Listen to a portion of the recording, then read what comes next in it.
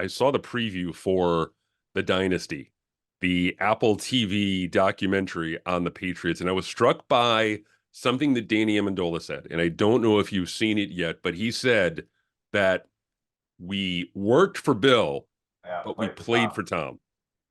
Give me your thoughts on that. Yeah, I mean, I think that's probably the truest thing. I mean, I believe that too. I mean, Bill was my boss, right? Bill was, and I will never ever.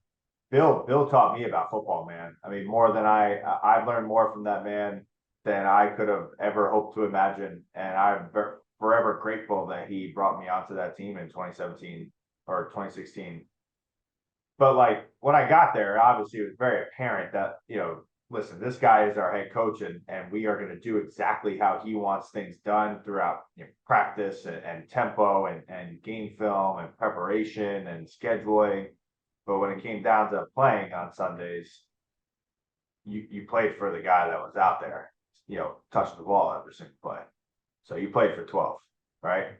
Um, and I think there's been a bunch of guys that kind of have felt their ways about how Bill didn't pay anybody, right? So he was never giving out the big checks to some of these guys that put in a lot of time and put in a lot of hours, like grinding for him and doing these things. So I know some guys feel a certain type of way about some of that stuff, right? But I think that is a phenomenal head coach, and I think that guys learned a lot from him and they respected the hell out of him.